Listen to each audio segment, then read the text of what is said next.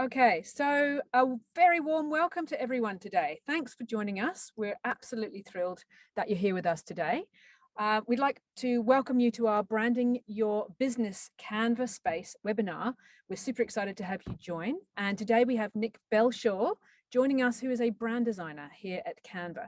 So he'll be hosting the session today, and I'll be manning the chat and the Q&A panel. So feel free to pop any questions in there during the session. Nick will just be mainly using the chat to post links. So over to you, Nick.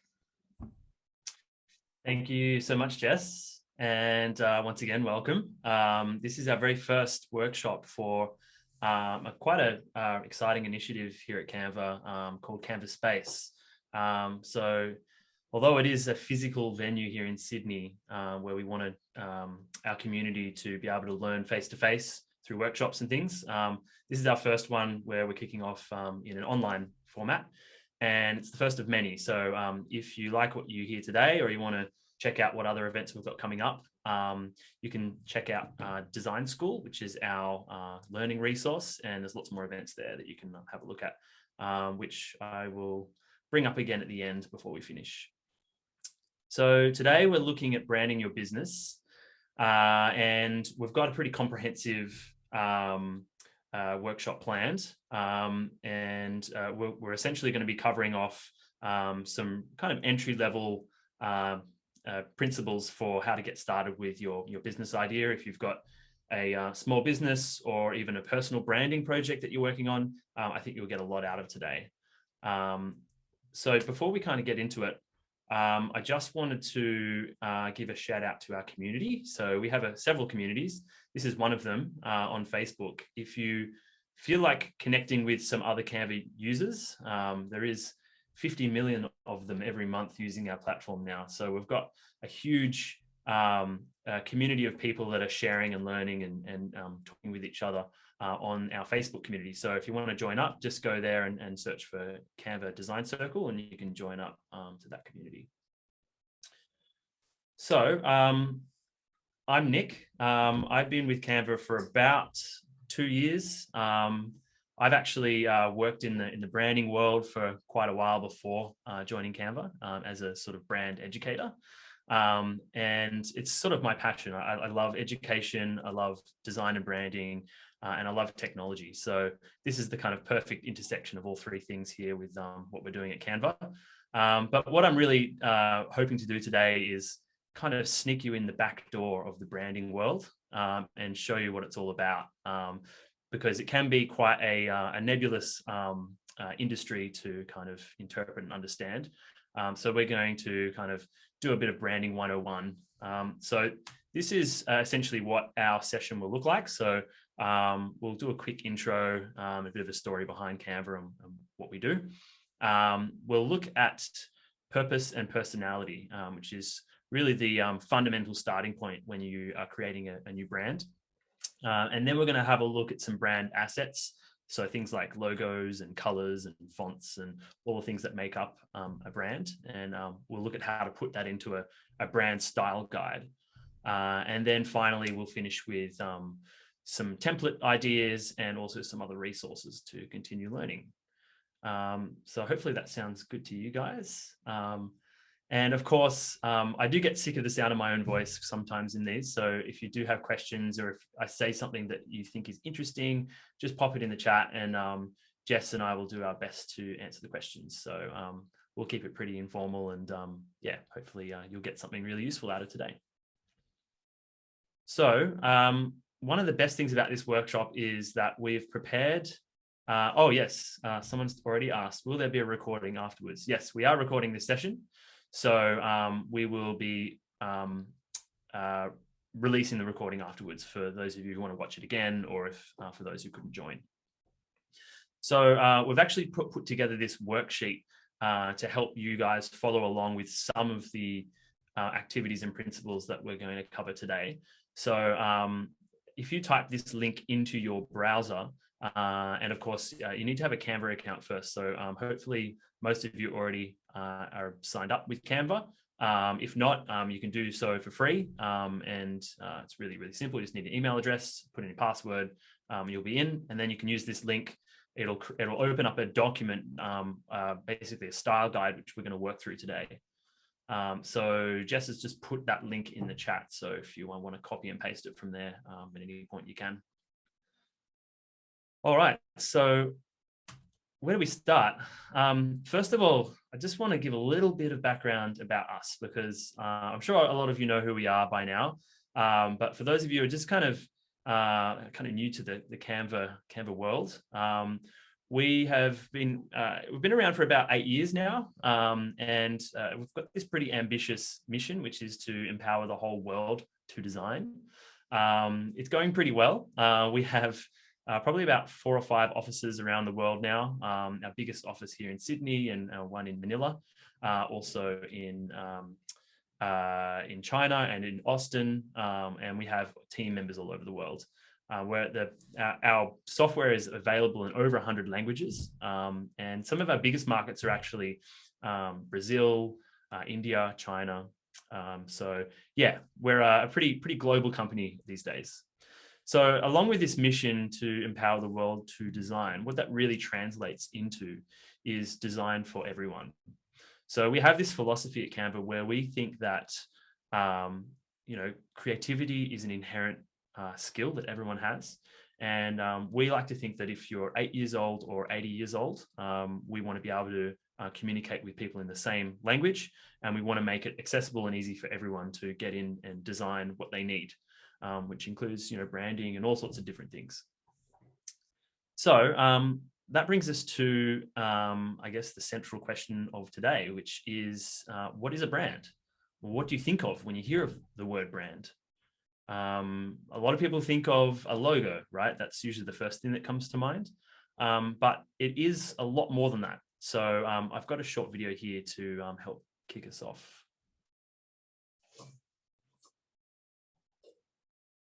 I think for me, it is a connected set of behaviors.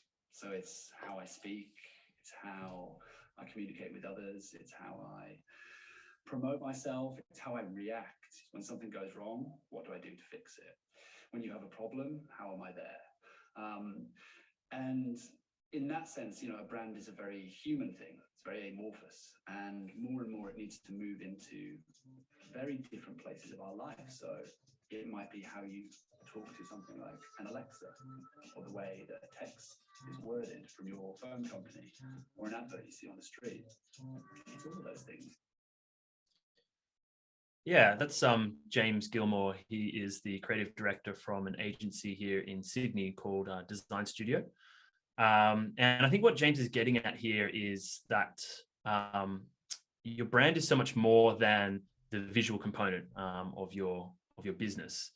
It's really like a promise to your customers. It's the kind of like the associations and experiences your customers have when they think of you.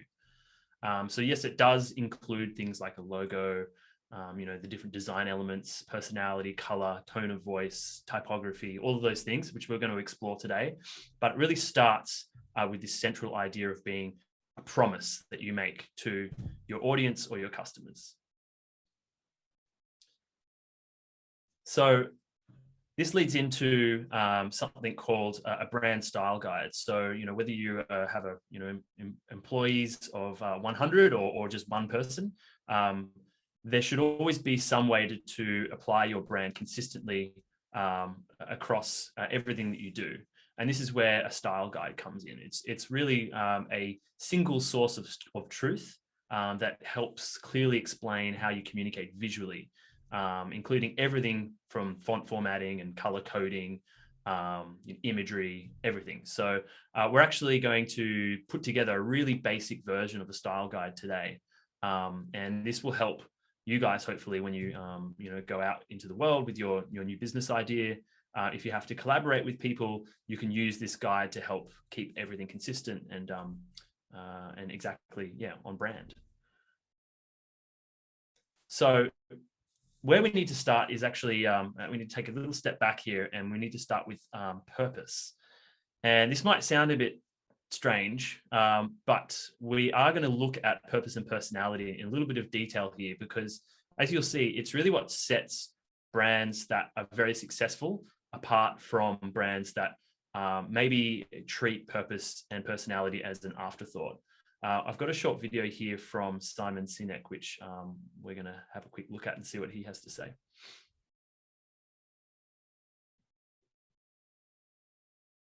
If I can get it to play.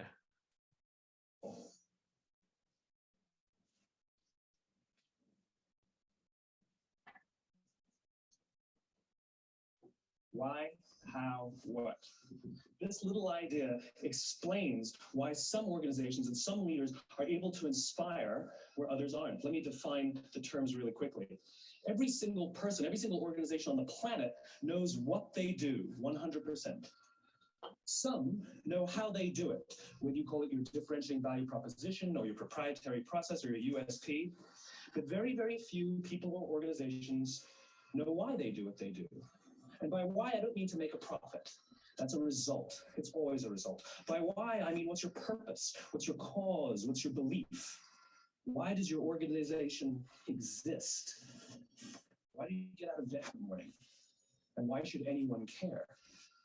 Well, as a result, the way we think, the way we act, the way we communicate is from the outside in. It's obvious. We go from the clearest thing to the fuzziest thing.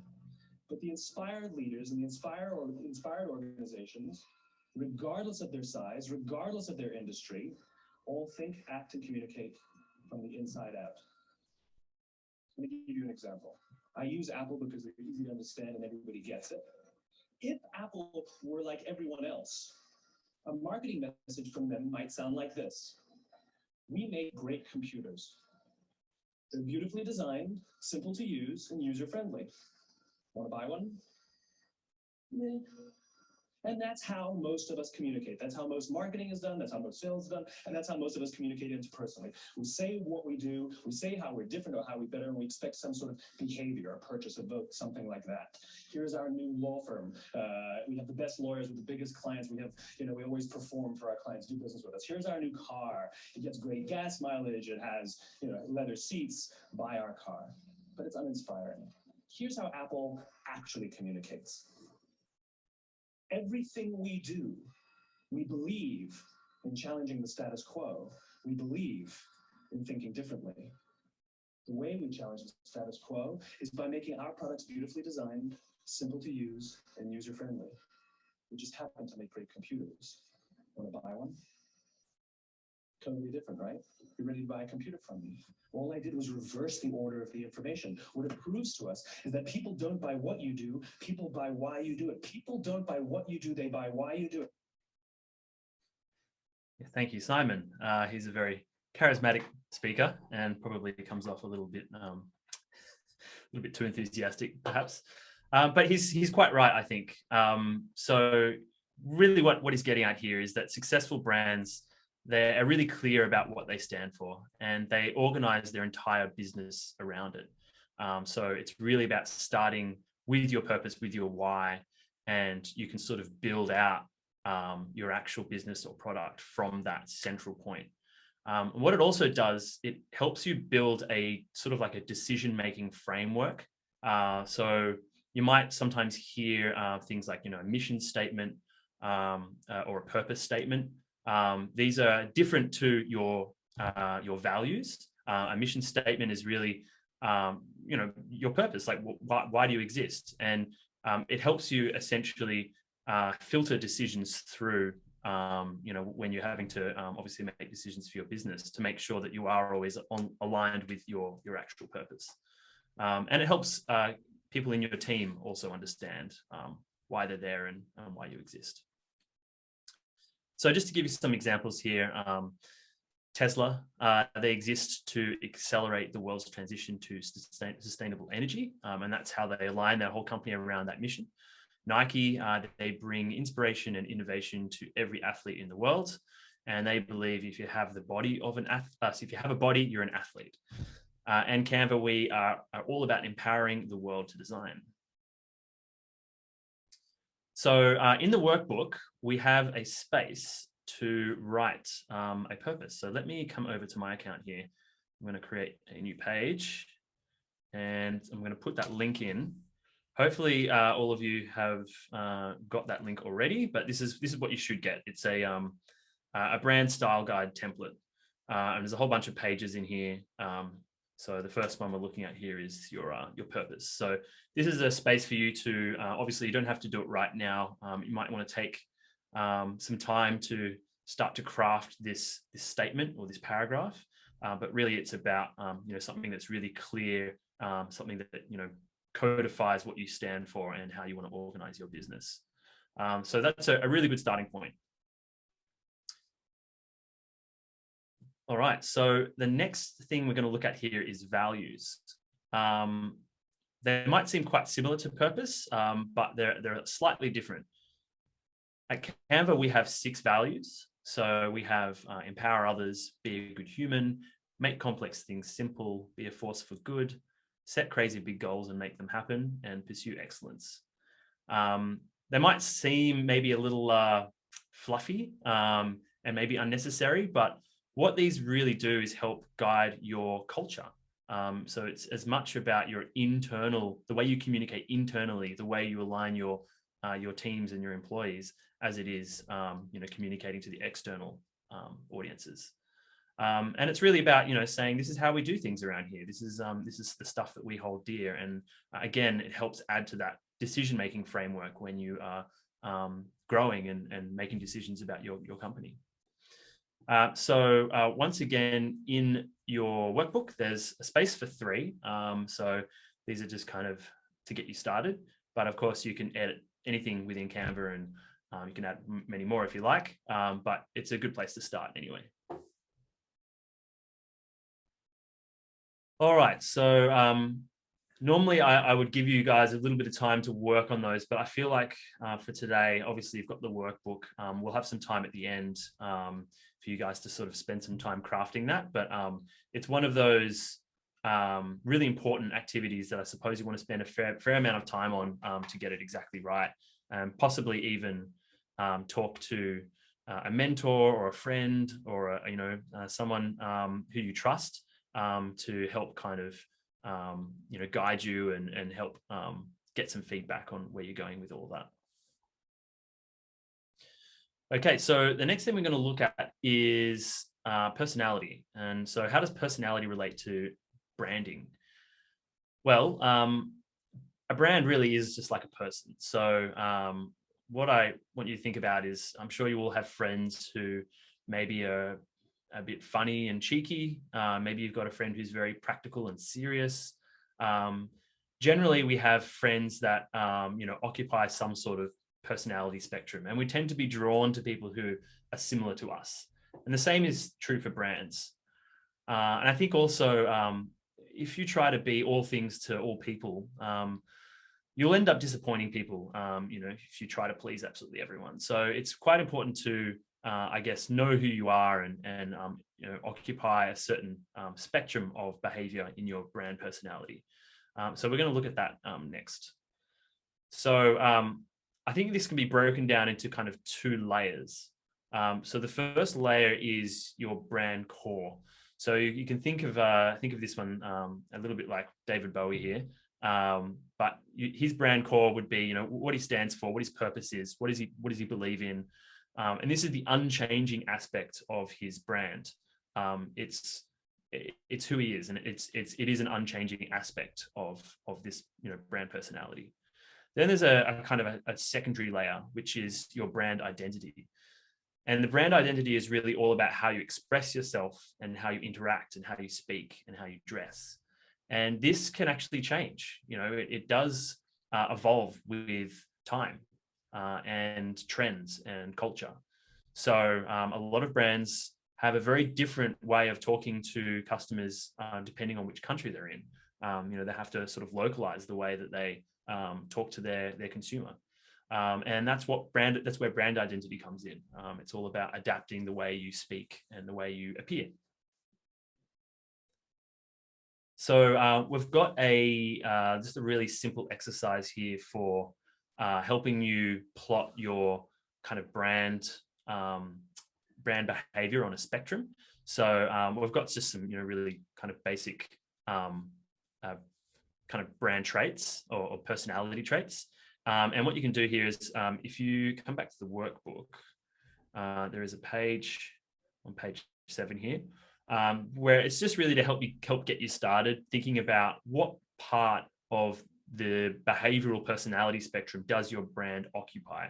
So obviously, if you are running some sort of pharmaceutical or medical business, you're probably not going to be that playful and casual. You might be a little bit more serious and mature and formal, right? Because it's a professional service. So have a think about what your service is, what you're doing, and what parts of these personality traits, I guess, start to map out, where you sit on this spectrum. So that's a really, really good starting point. And once you're warmed up with that, you can take it a little bit further here into something called the brand archetypes. I'm wondering if anyone out there has heard of these before. Feel free to write in the chat if you have. So these were essentially developed by Carl Jung. He's a famous philosopher, and they were done over decades of research, and essentially a way to explore, personality types. They were then adopted by the advertising industry, and they started using them to help brands talk about themselves. So the idea is that you kind of start in the middle here with some sort of core goal. So it might be, say, provide structure. And then you figure out, I guess, what part or industry you occupy. So whether you're a service or you're innovating, how you're providing structure. And then you figure out your archetype. And of course, a lot of brands can occupy multiple archetypes. So I think this is really, again, just a kind of a starting point to help you figure out how to talk about your brand or your business. So just to give you an example here, for Canva, we're a pretty good fit for the creator archetype. So the brand message is, we see potential everywhere and uncover originality with a liberated imagination. That kind of fits with, empowering the world to design. So that's good. And you can see some of the other examples here. Lego, Apple, Adobe might fit into the same archetype. So Nike, they might fit into the hero archetype because, they're all about, elevating extreme human performance. Patagonia, they are, a good fit for the explorer. They're all about exploring the unknown, the fringes of the world. So we're going to have a look at how this starts to come together now into our brand assets. So we did have a really brief look before at this page, which is the style guide. And we know that this is the kind of single source of truth. This is where you bring all of your brand visual assets together into one document, so you can easily refer to it when you're designing. So sometimes this could also be called a brand kit. And for those of you who are using Canva Pro, we actually have a brand kit feature within the platform, which is really helpful for keeping all of these assets together if you're designing in Canva all the time. So that can be found over here on the homepage. There's a brand kit area over here on the left. And this gives you the opportunity to add your logos, color palettes. You can choose your different fonts and you can assign a role to them. We're going to learn a little bit more about how to use all this sort of stuff in a moment.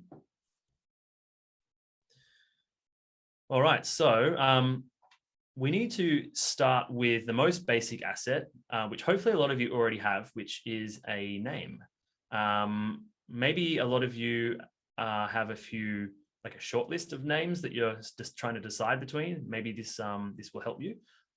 If you already have a name that you're certain you want to use, perhaps this advice might give you pause and you might want to think about other options. But I'm just going to run through my kind of top tips here for choosing a name for your business. So there's really a checklist. Most people know to check off the first three. You want something memorable, you want something purposeful, you want something that sounds appropriate. But surprisingly, a lot of people forget to check the availability of their name. And that's obviously probably the most important one. So that means checking things like domain names, social media handles. So here in Australia, we have a business registry called ASIC.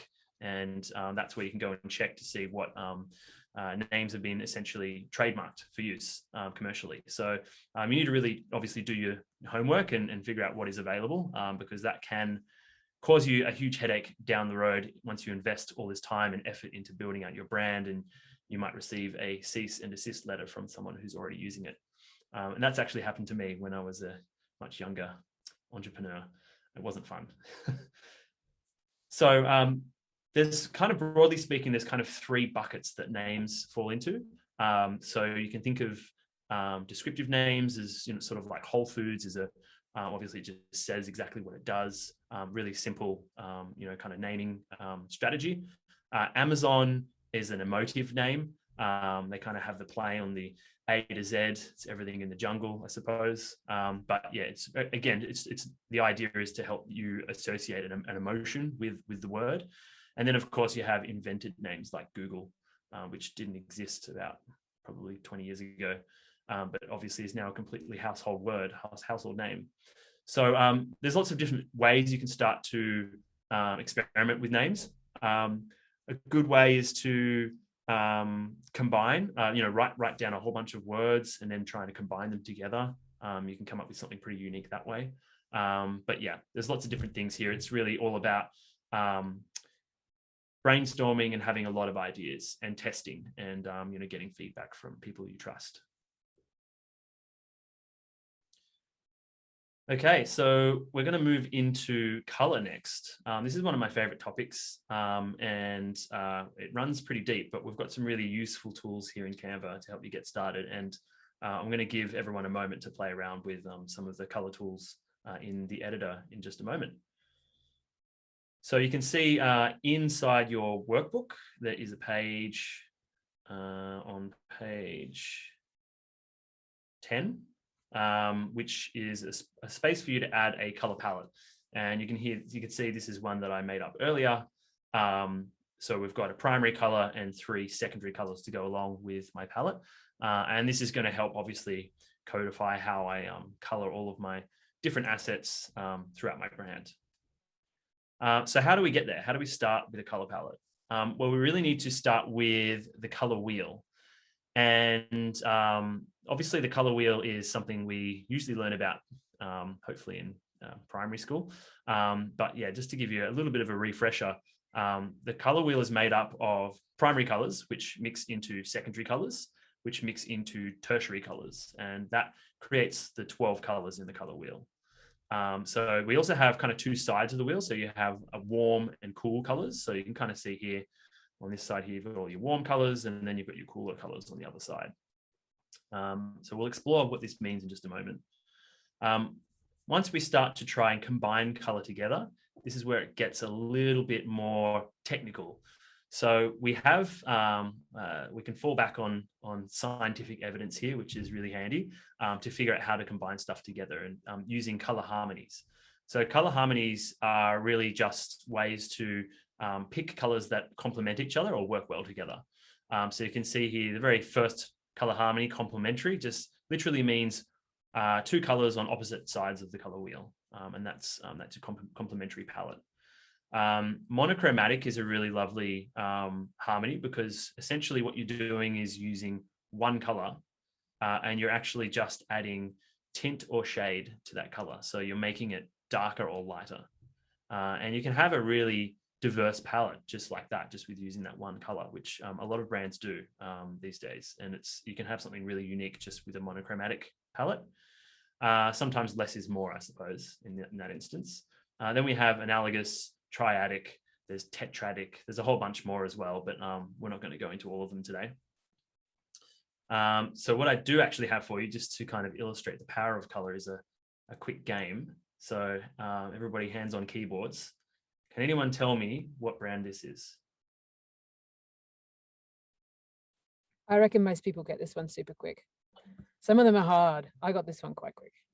In the chat, who's going to be the first? Oh, Joanne, well done. Google. Straight away. Yes, absolutely. And yeah, I mean, it's fantastic. It kind of shows that you don't even need to see any kind of logo. Sometimes you can just see, you know, a color palette and know immediately what brand you're dealing with. How about this one? Oh. Who's going to be the first? I've got to get it. I've got to guess. I haven't actually seen this one before. Is it Virgin? Wendy reckons Virgin. Nike. What's your guess, Jess? I think it looks like Formula One. Is it? Well, yeah, it turns out it's a pretty generic palette, isn't it? Yeah. It's actually Coca-Cola. Oh, but of course. I'll accept Netflix as well. I've had before because they have a black and white. They don't use, sorry, they have a black and red palette. They don't use the white. But yeah, this is definitely Coca-Cola. Right, so famous. And yeah, Kit Kat. I suppose there's lots. And this one should be pretty easy. I'm glad I wasn't the only one not to get the last one. TikTok, not TikTok, not Canva. Aha, Man has got it. Instagram, well done. Oh, here they come. Definitely Instagram. And this one's interesting because it's not really a color palette so much. It's actually a gradient. So, that's something that's just become super synonymous with Instagram's brand. And it's obviously unmistakable, I think now. It's very iconic. Yeah. So something else to think about when you're dealing with colors and obviously trying to decide what part of the color spectrum you want to occupy. There is definitely subtext or meaning behind color that's important to understand. And a lot of this does move around or change depending on what culture or country you're in. For example, you don't see many pharmaceutical brands or medical brands using red and yellow. Quite often they'll go with white because white is sterile and clean and light and all those sorts of qualities that you want. A lot of maybe law firms or insurance companies, banks, they use blue because it's very secure and dependable. And then again with red and yellow, obviously a lot of red and yellow is associated with food. Obviously McDonald's comes to mind, but it's about happiness and hunger and passion and things like that. So it's important to remember that there is definitely some inherent meaning behind the colors you choose. So, consider that when you're choosing maybe a primary color for your brand. There's definitely an opportunity to reinforce, I guess, the overall feeling that you're trying to convey with your brand by choosing a strong color. But that's not the only strategy. So there is another one here because quite often it's a pretty crowded market out there, and it can be really hard to choose a color palette or even a primary color that isn't already being used by a competitor or a much more well-known company. So what you can do is something like this. Well, you don't need to go quite as crazy as this example on the left, but on the right here you can see I've been showing you my music streaming brand Soundscaper. Now music streaming is obviously pretty popular. There's a few big players out there. I probably wouldn't want to go with green, right? Because green is Spotify. And orange, well, that's SoundCloud. So I probably wouldn't want to go there either. So by choosing blue as my primary color, I am finding a way to differentiate myself from competitors a little bit. So that's another angle to think about. One more thing here, when you're combining colors together, there is a very important part to color, which is the accessibility of color. Obviously, color blindness, well, actually, fun fact, about 5% of the world's population has some sort of color vision deficiency. So some sort of color blindness, 5%. So it's a huge amount of people. And there's obviously different types of color blindness as well. So when you're choosing colors, it's really important to make sure that they are high contrast. So what that means is you've got a lot of contrast between the two colors. So you can see here the effective example, really easy to read.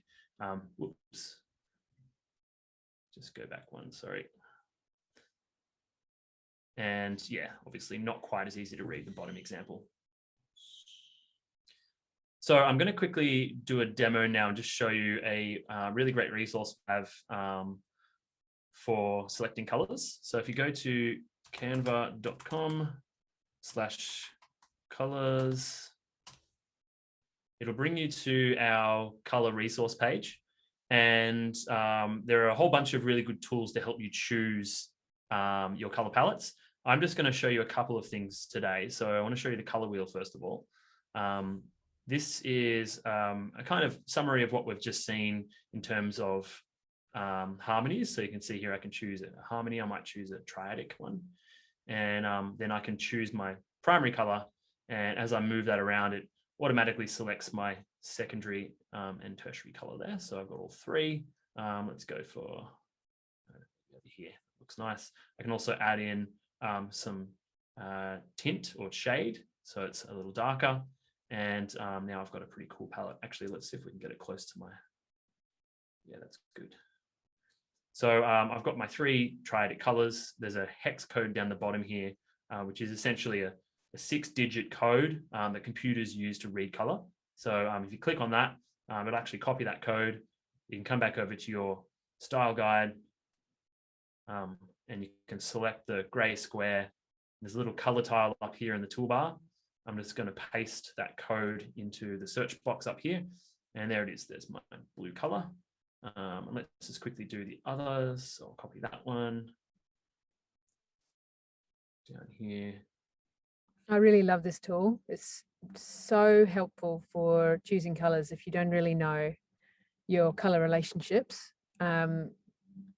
It's so useful, and you can explore, as Nick said, lots of different color relationships using that tool as well, not just the triadic ones. It is very cool, isn't it? Yeah. And I'm just going to show you one more here. So if you have an image that you really love and that you want to use in your design, I might see if I can take one here. Here's an image of me presenting something. Excellent. Okay, so I've added an image to my design.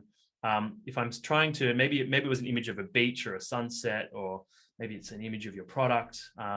I don't know. It could be an image of anything that you love the colors inside that image.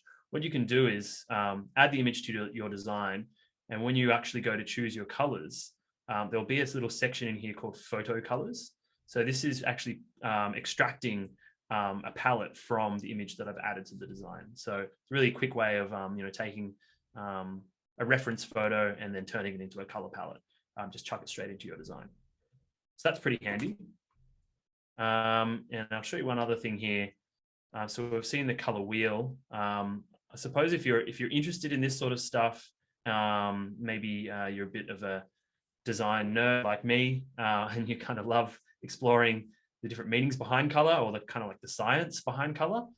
This one is really cool. So you can come in here and choose a color, like our violet color here, and it will tell you all about the color violet. So what kind of feelings it evokes, what it works well with, how to convert it between different color spaces. We're not going to go too much into that today, but there is a kind of different color spaces for different uses in print and digital and things like that. So it's a really cool resource to help you get started with different colors. All right, so I might put 2 minutes on the clock and give you just a couple minutes to maybe add a color palette in and play around with that color tool if you like. And then we'll jump into the next section. So let me hit 2 on the keyboard, and we have 2 minutes, and I'll put some music on.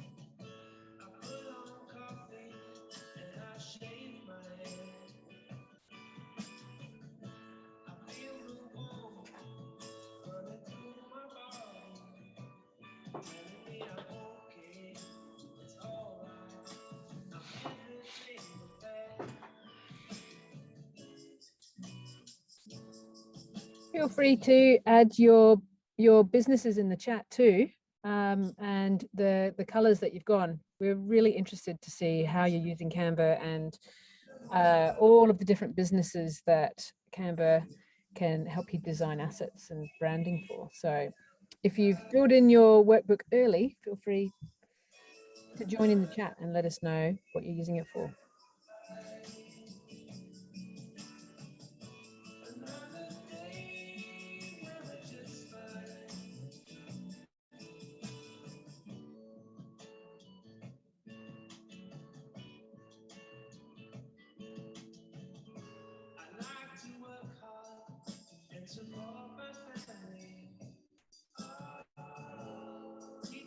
So we have a question from James. What's the rule for the number of colors in a palette? Good question. Let me turn the music for a moment.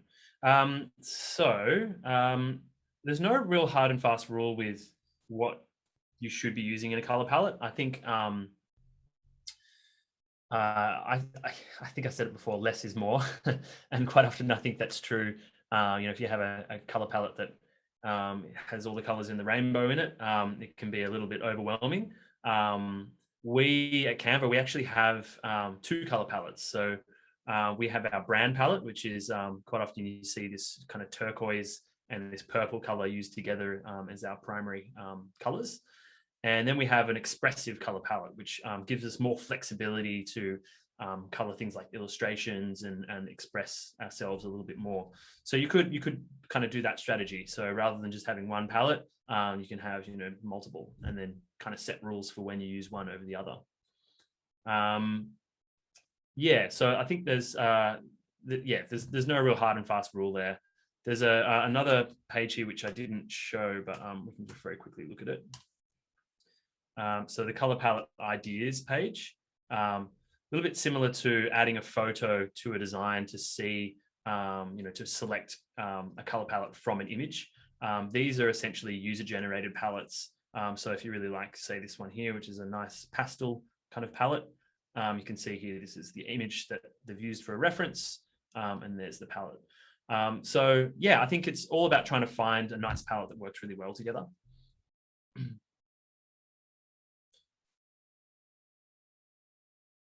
I see another question here. So is the font color, should it be included in the color palette? Yeah, absolutely. So we're about to look at fonts, but the color of your font is obviously part of your brand, and it should be consistent with your color palette that you're using across all of your brand assets. So that's a good question, and absolutely we should.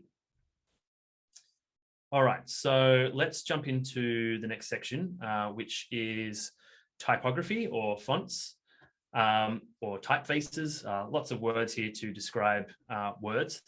And it's actually a really deep topic that I love. But I'm just going to get started with a kind of a simple exercise.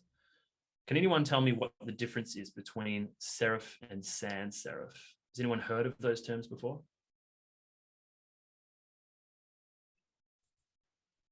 No, Tola hasn't. Nope.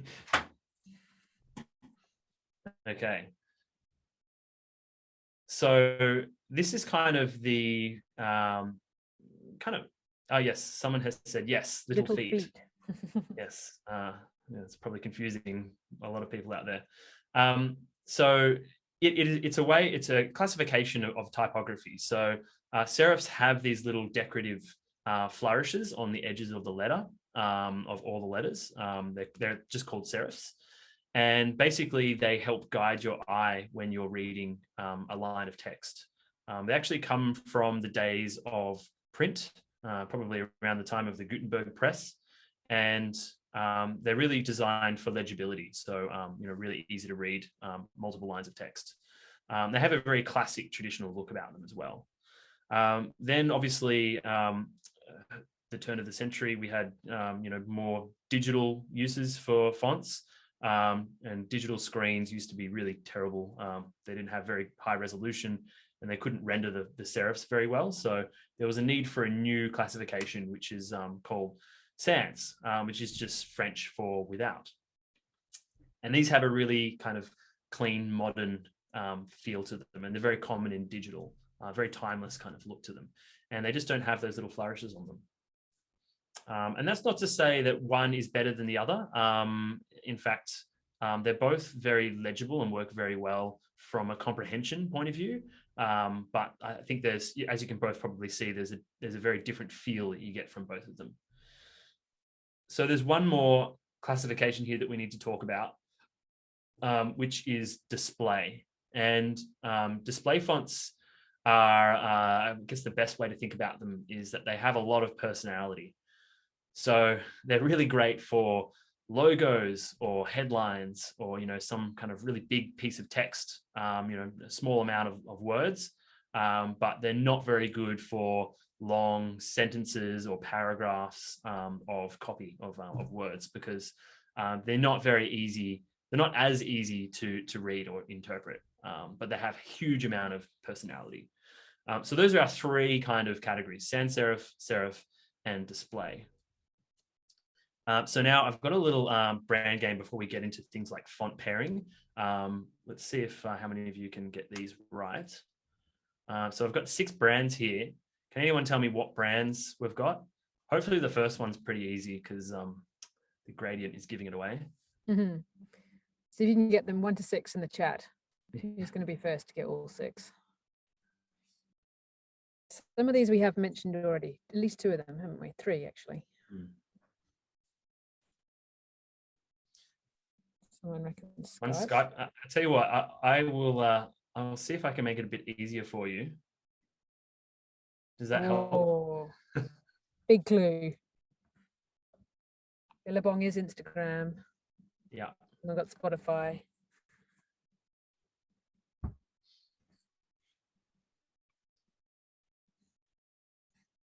Yeah, Airbnb. Yeah, you gave it away. Easy. Yeah, it is a bit easy. So yes, we have Instagram, Nike, Airbnb, Adobe, Twitter, and Spotify. And as you'll probably notice, what all these brands have done have taken an off-the-shelf typeface, made by a type foundry or a type designer, and they've just used that for their word mark. They haven't really edited the text in any way, apart from, anyone can go and take these fonts and start using them. They're not unique to these brands, which is pretty interesting. Got a short video here from James, so let's have a listen to what he has to say. Finding the right typeface comes back to understanding what you want to communicate, who you are, and why you're communicating in this way. You can be big and loud and proud and brash, but if you are a minimal mid-century furniture company, that probably won't feel right for you. Typography is the opportunity to connect the dots between who you are and how you articulate that out into the world. So I think of it as another opportunity, like the logo, the identity, and the color system, to express a little bit of your personality, which will come to life through the language, but also through the typeface choice you make. Yeah. So yeah, as James said, it's really an opportunity to express a little bit of that personality. So you want to make sure that you're choosing typography that complements your brand personality. And that can be a little hard, especially when you're starting out with type. It's very hard to know, I guess, the subtext behind certain typefaces, certain styles, why they have this kind of feeling that they do. So here's a kind of a few examples. You can see here there's one called Cocktail Hour, which has this really lovely kind of script, Mr. Defoe typeface, which gives a kind of handmade kind of quality to it. It's sort of like a hand drawn, almost like a signature. So it might be great for a cafe, a restaurant, or a bar, or I don't know, some kind of artisanal, company. Whereas, some of these other ones that have really strong serif typefaces may be good for, a furniture company or something a little bit more traditional, publishing, maybe your blog or something like that. I don't know. So I think it's really important to try and figure out what's the subtext behind the font you're choosing, and how can you make it complement your brand. I always love this slide because I would much prefer to receive the note on the left than the one on the right. It sort of changes the whole meaning of the message, right? So it's really important that you get the tone right with your font choice, because it can help, I guess, express the meaning behind the message. So I'm just going to give you a quick demo in Canva here. We have some really great resources to help you get started with pairing fonts together. So obviously you don't have to start from scratch and figure it all out on your own. If you come into the Canva editor, I'll come over to our typography page. On page 11, there's a space to choose a primary and a secondary font. So what you can do here is on the object panel on the left, there's a little text tab, and you'll see here, these are all of our font combinations, almost like little section templates with really great fonts that work well together. Some of them have some pretty funky looking effects and things, but if you scroll down a bit further, you'll find some really great font pairs. So I might choose this one, say Bear Organics. Let's put this up here. So you can see I've got a headline. This one is in Helvetisch, and the sub headline, oh, they're actually both the same font. Let's go another one.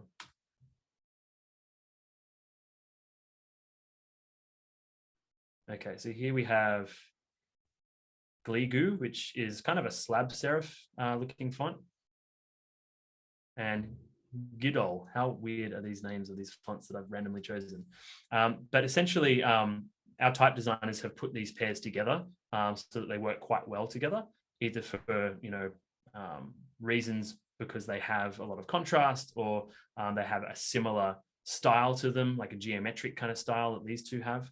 But it's a really great place to start. Grab a font pair from the text tab. It'll kind of bring it into your design. You can ungroup these. And now I can use this one for my secondary and this one for my primary. That's pretty easy to do. So that's the kind of the quickest and easiest way for you to find font pairs. But if you want to pair your own, I've got a few tips for you to get started. So probably the easiest one is to stick with one family. It can be tempting to go out and find the weirdest, wackiest fonts and try and combine them together. But you can actually get a lot of diversity out of just one typeface.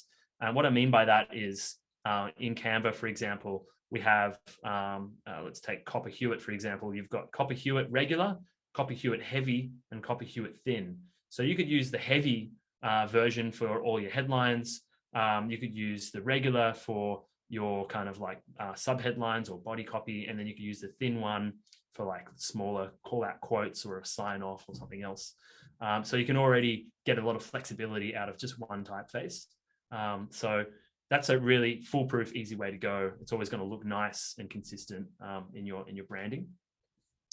Another option is to use something called a superfamily, which isn't quite just Superman with pushing a pram, although I love that. It's essentially when a type designer will create more than one typeface that crosses multiple classifications. So you can see here, for example, Noto Sans also comes in Noto Serif. It's one type designer, but they've made two different versions of Noto so that you can combine them together and have really good font pairs. And they release these as a superfamily. So you can download a lot of these, where you can access a lot of them in Canva. You can also download a lot of these out there on the internet. If you go searching into typography, the world of typography, there's a lot out there. Another really helpful tip is to remember that opposites attract. And what I mean by this is, have you ever, I don't know if many of you have tried this, but if you put two fonts on the page that are quite similar to each other, so maybe two serif typefaces, they tend to kind of compete with each other. And that's because they're just too similar and they're just sort of fighting for your attention, if you like. So if you choose fonts that are intentionally very opposite, so for example, short and tall is a good one, neutral and extroverted, or neutral and expressive. Sans and serif is always a classic kind of pairing. You're creating contrast and I guess hierarchy on your page, so the reader knows what to read first, which is really important. So that's a really good strategy. Try and find fonts that are opposite in some way. Another really good tip here is you don't want to overdo it. A little bit like color as well. I think 1 or 2 fonts is more than enough for most brands to get started with. I think for us, we really only use 1 font. At Canva, we have Open Sans, which we use in a bold and a regular. That's pretty much it.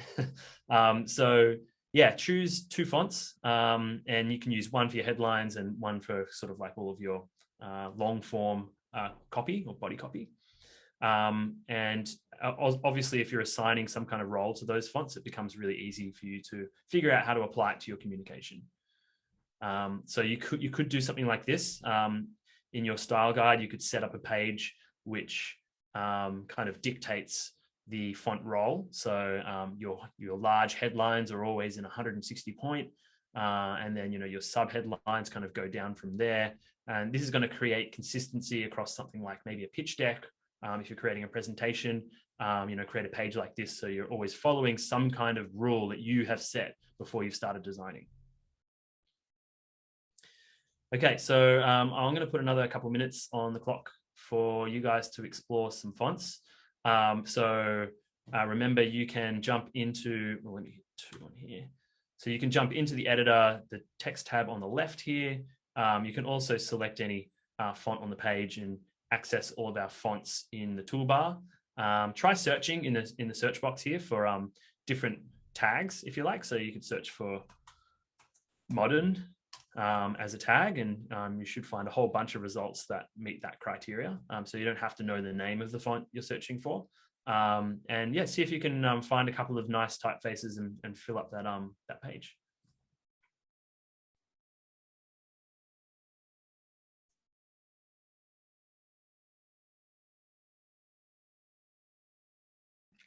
Nick, we've got a question on the countdown timer. How did you create it? Yes. So there's a few cool little, for those of you who are interested, there's a few cool little shortcuts here. If you get into Canva presentations and you start presenting your work here, press a number on the keyboard, any number, and that will add that number of minutes to a timer. So in this case, I just press 2 and it gives me a 2-minute timer. We also have C for confetti, which I'll see if I can, in the wrong app. Hey, there we go. So And, pretty. and when we're about to finish this activity, I might add a little drum roll. Yeah, there's lots of cool stuff. And have bubbles. Oh, blur. There's that bubbles.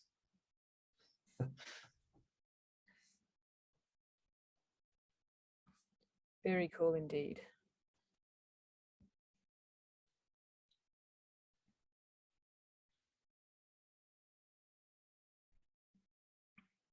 Oh yes, somebody has just put in the chat that they sometimes use the styles tab to apply fonts, and that's really good shout. It's probably worth mentioning here in the editor, apart from grabbing our different font combinations from the text tab, there's also a space at the top here for your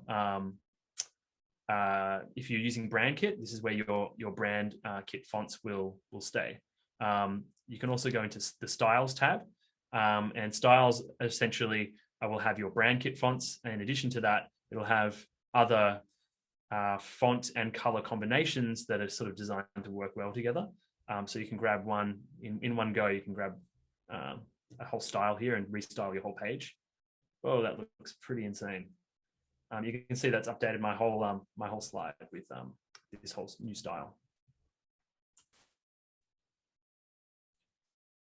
So yeah, certainly pretty easy to get some awesome results. James is also asking, is there a font size rule for different design sizes like posters or social media or cards?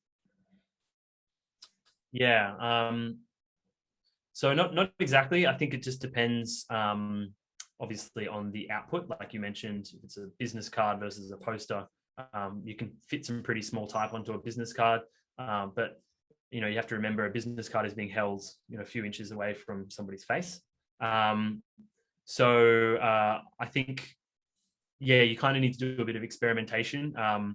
It's a really good idea in your style guide here to set minimum size rules. So if I was going to choose Gligu as my primary font and another one as my secondary, I might say that my secondary font, the minimum size that it should ever be used is size 11 point, say, for example, because I know that if it goes any lower than that, it just becomes sort of illegible and it's not going to be effective communication. So yeah, there's no kind of hard and fast rule there. It's a little bit of trial and error. Okay. So I just wanted to finish with this on fonts. It's good to remember that the best font choices are the ones where the reader doesn't notice the font, but the message. And that's really what it's all about. The human brain interprets images about 40,000 times faster than words. So before you've even read the message, you're already kind of making assumptions about what the message is going to be, the kind of tone, just by looking at the letters. There's always going to be some sort of feeling you're getting from it. So really important to remember that when you're crafting your typography. Okay, so speaking of imagery, we're going to jump into some photography and illustration next to see how that fits into our brand kit. I believe we have, oh no, so we have, yes, we have obviously two different categories here. So we have illustration and photography. And I've got another short video from a pretty famous designer over here, Jason Little. He's just going to tell us a little bit about how to use both of these style of imagery. I guess the most interesting thing about illustration is it doesn't need to be based on reality. So you can have this weird idea that you would never be able to do in photography because it would involve flying to the moon and having a set up there. Or you can illustrate that, and that means for tech products, new products, startups, a lot of the time they're going, what do I need in my imagery? I need to communicate an idea, but yet the product isn't finished yet, or we don't have an audience participating within yet. So you can use illustration as a really good foundation to communicate the ideas behind your product or service. Yeah. So I think it's a lot of brands will end up using both imagery and illustration, but sometimes it is difficult to get really high quality photography when you don't have maybe access to a professional photographer, or you don't even have a working product yet. A lot of software companies, sometimes you can struggle with really great photography. So in that instance, it might be better to go with illustration. So I've got an example here of how to put it together into a brand style guide in both instances. So let's have a look back over here in our guide. So here I've got a slide for imagery. The good thing about Canva is you've got access to our stock photo library with literally millions of images. It's pretty easy to search. So I might search for live music. And I can start choosing, I guess, photos that are representative of what I'm trying to communicate. I'm just trying to establish some kind of style in my imagery. So live music, I want these kind of dark images of crowds and maybe a stage. This guy looks pretty cool.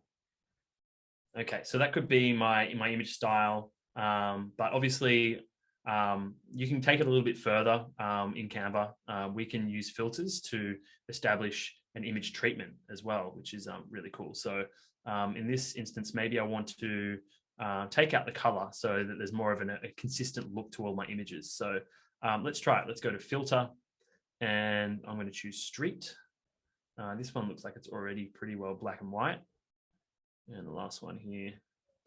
There we go. So now I've added this kind of street black and white filter to all my imagery.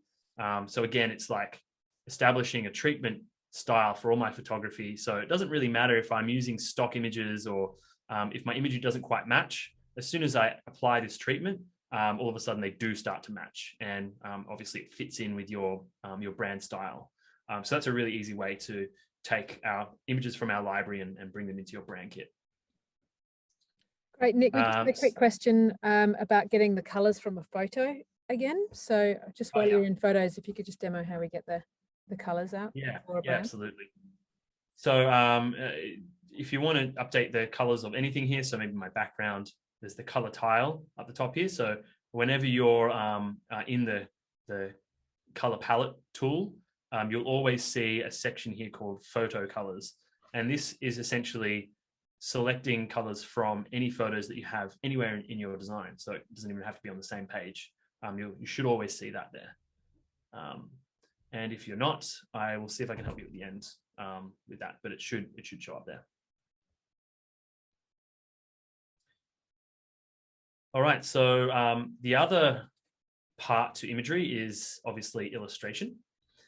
And illustration is something you can use in conjunction with your imagery, with your photography. You can easily imagine, little kind of illustrated elements like these being used in something like a social media template.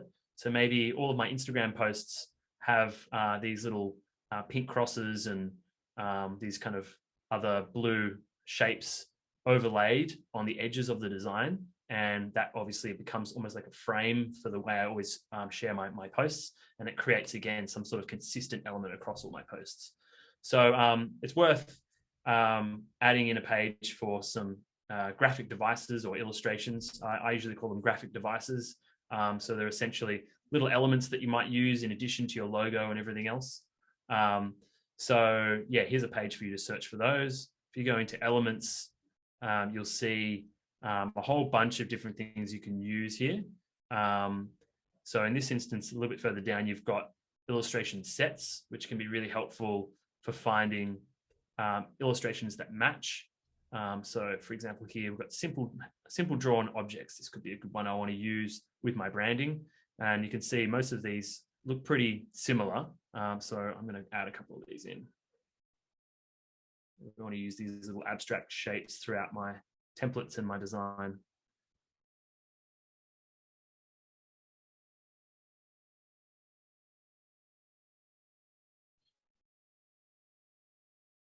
Cool.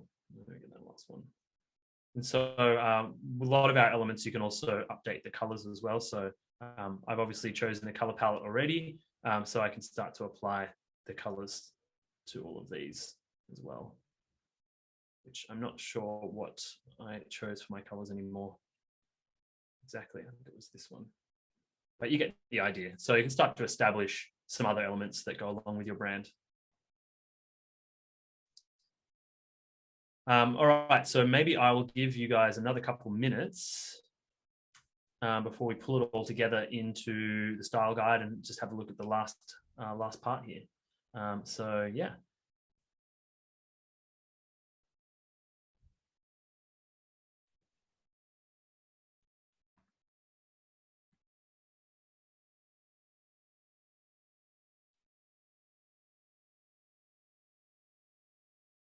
That's the other one.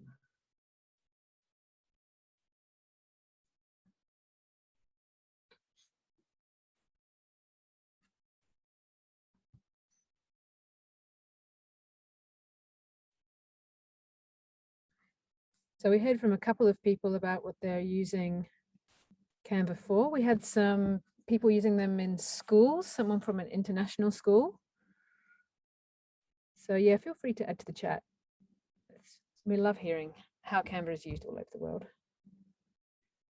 Also someone helping with marketing for their son's school. Joanne is helping out your son's school with internal and external branding and comms. And Purdy's marketing for an international school. Brilliant. Yeah. 40 seconds. Tell us. Let us know. What are you doing with Canva? Oh, you're branding. Wendy's branding in a travel business. Awesome.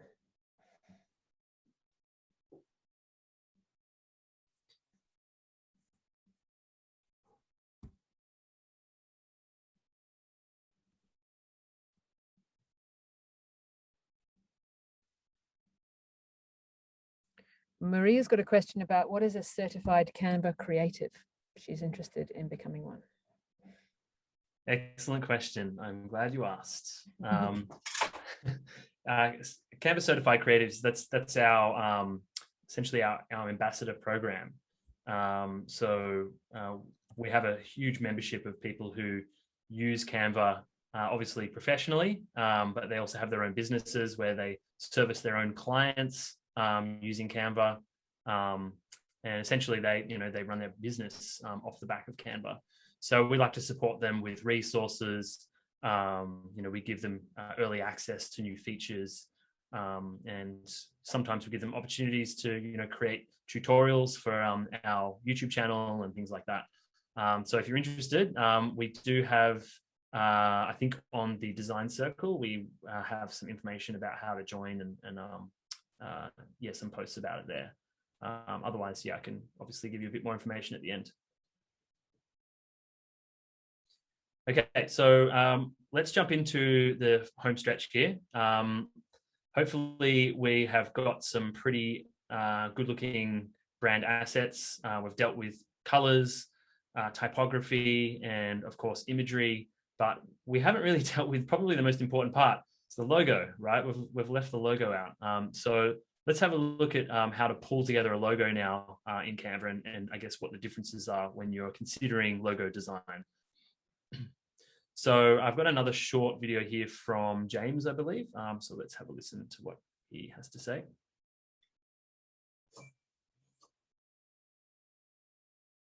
The logo will always be one of the most important parts of your brand. It clarifies and codifies everything you stand for, everything you want to be, and everything you want to communicate. It's about connecting with your audience immediately, clearly, and confidently. And I think the danger in creating an identity which is over complex is that you can alienate a lot of people. So my advice would always be to err on the side of clarity and simplicity, and you can use other parts of your branding experience to communicate other facets of who you are and what you want to say. Excellent advice. And there it is again, erring on the side of simplicity and clarity is obviously very important, especially when it comes to logo design.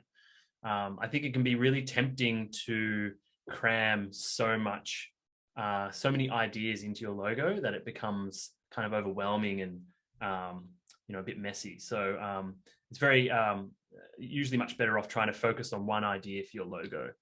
So here we have kind of three different ways of communicating your logo or designing your logo. So it really falls into two categories: a symbol or a word mark, or sometimes you can combine them both together. In case you're wondering what the symbol is within the FedEx logo, you can see here there's a little arrow between the E and the X pointing to the right. A lot of people don't always see it, but when you do, it's quite brilliant.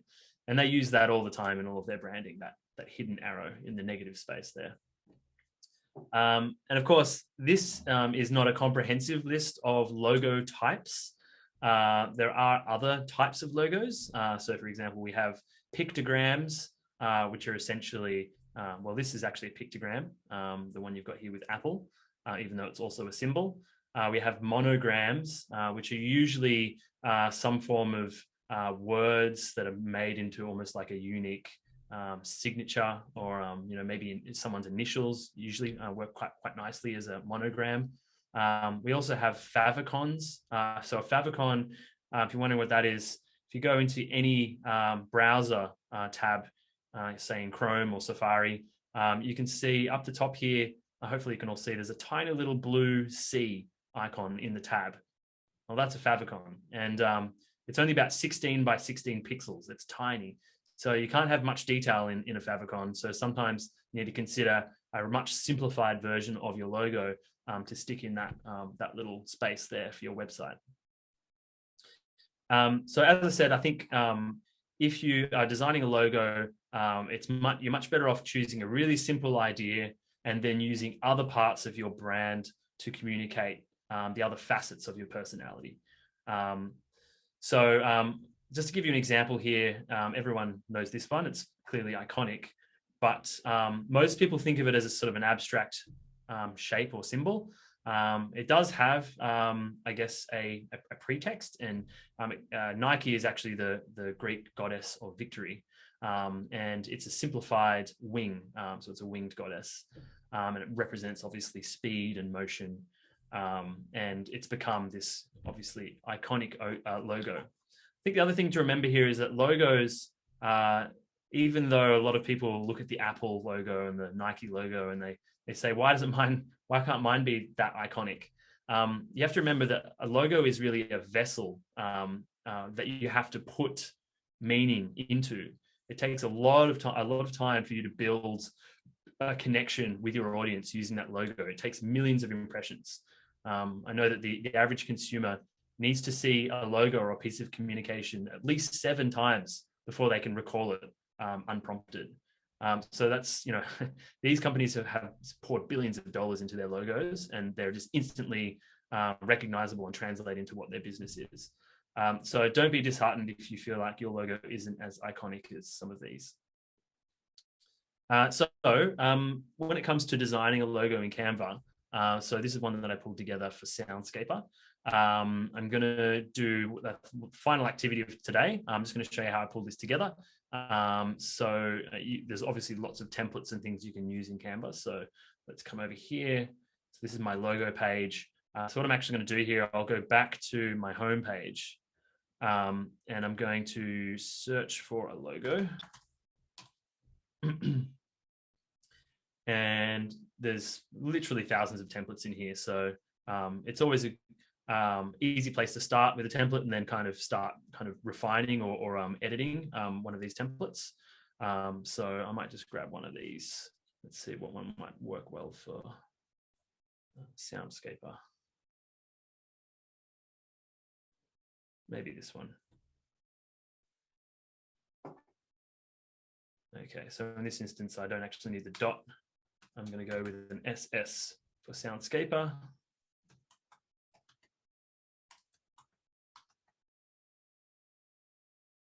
I might need to ungroup this part here and just make this a little wider. And I need to get my brand color. It was sort of a bluish color. Let's see if we can grab it here. Somewhere around there. Okay, so that's looking pretty good. Now, quite often you might want to use another version of your logo for light backgrounds and one for dark backgrounds. So obviously here, this works fine on a white page, but if I put it on a black background, it's not going to look so great. So let me duplicate this page and just make another version, or my reversed version, my inverted version. So let's change the page background color to black. And then I just need to go and reverse all the colors. So maybe in this case, I'm just going to make it black and white.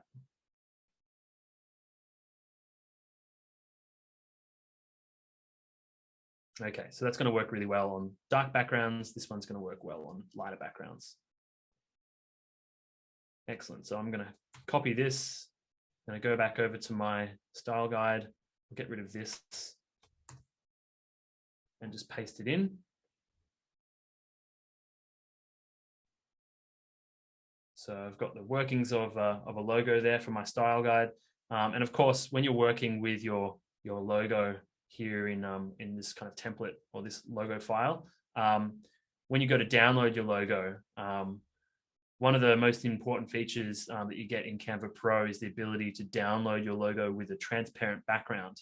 And you can imagine why that's really helpful. If I download this now with a white background, I won't be able to put it on top of an image or any other design because it'll obviously have a big white box around it. So you want to do a PNG with a transparent background turned on if you're going to download that and maybe share that out to somebody, or you're going to apply it to another design. All right, so we're almost there. I've got my logo. We've got imagery, illustration, color, fonts. In fact, we've pretty much got everything there. So the last thing I'm going to leave you with here before we open up to a bit of Q&A, it's just a few resources. So I know we've looked at kind of designing everything from scratch here. Some of you might be interested in how do you create a nice set of templates that work well for your business. So I know someone on the call on the chat earlier mentioned their travel business. We've got this really great resource called it's canva.com/business resources. I'm just going to show it to you now.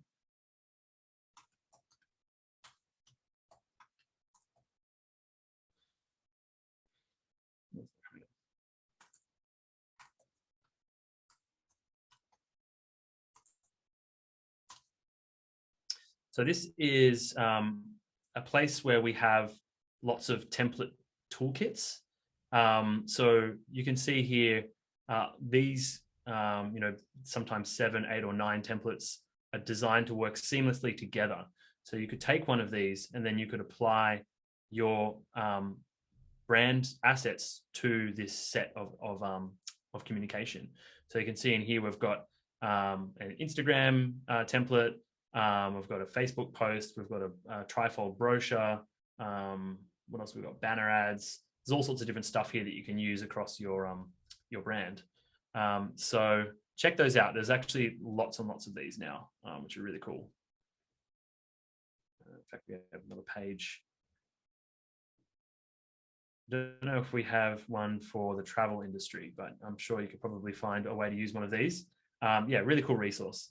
And the last resource I wanted to leave you with is our, the platform that Jess and I work on, which is Design School. So Design School is our kind of learning platform for people who want to get the most out of Canva. So you can come here and watch short videos, courses on different design disciplines, and also learn about how to get the most out of certain features within Canva. And of course, you can attend more events that we've got coming up. So feel free to check that out if you want to learn a little bit more about what we've covered today. We actually have a course in here called Branding Your Business, and a lot of what I've talked about is actually in that one as well. So that brings us to the end of the workshop. Thank you so much for listening. I really appreciate you coming on this journey with me.